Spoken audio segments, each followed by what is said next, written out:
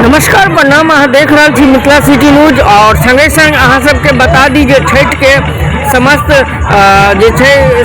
छठ व्रती महिला और संगे संग जते भी लोग छी जे मिथिला सिटी के संग जुड़ल छी सबके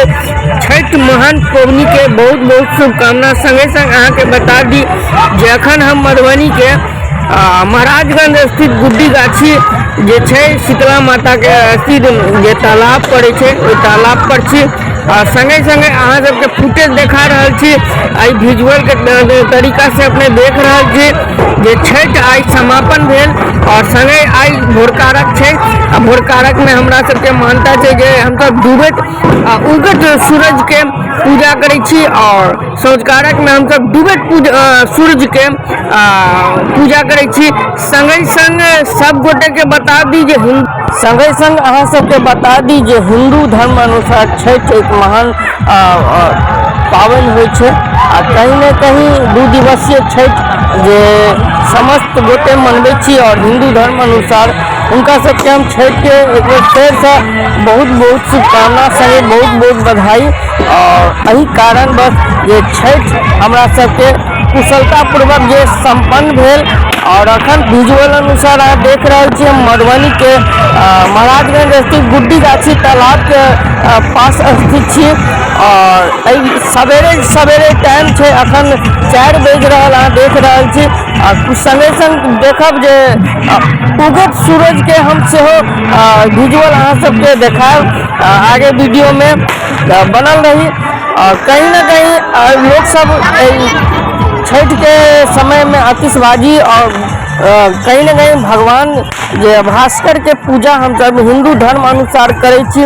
और उगत सूर्य के संग संग डूबैत सूर्य के सेहो पूजा करै छी। और बता दी जे मधुबनी के तमाम विभिन्न पोखर तालाब सरोवर सब छै। जगह पर हम सब छठ के उगत सूर्य के साथ साथ डूबैत सूर्य के सेहो पूजा करै छी। देख सकै छी जे कते विहंगम दृश्य अहाँ सबके बीच आयल छै जे छठ के एहन महान पारिवारिक जे हमर सबके पबनी होइ छै ताहिमे लोग दूर दराज से सेहो अबै छै आ कहीं न कहीं मेला के जेका एकटा जे छै परिसर के आसपास लागल रहे छै भीड़ रहे छै और लोग आई छठ के लेल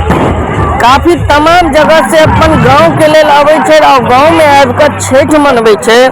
और बहुत ही रोचक और जे छै भगवान भास्कर के हमरा सबके जे छै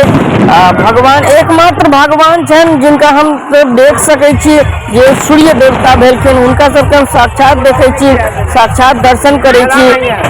और सब बता दी जे हिंदू धर्म अनुसार लोक आस्था के महान पर्व जे छठ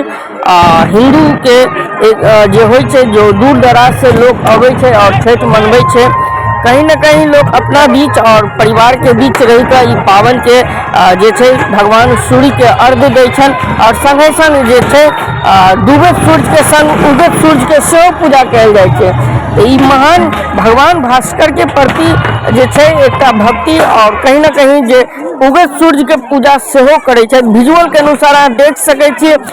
सूर्य देवता उगि गेलखिन और सब लोग पूजा अर्पण में लगल छल और संगे संग जे छठ समापन के ओरी जा रहल छै और छठ समापन सेहो भऽ गेल तऽ कहीं न कहीं नीक तरह से छठ भेलै और नीक तरह से छठ के आयोजन सेहो भेलै। हर जगह जे पोखर तालाब जलाशय ई सब पर भीड़ काफी अहाँ के देखे के भेटत होत।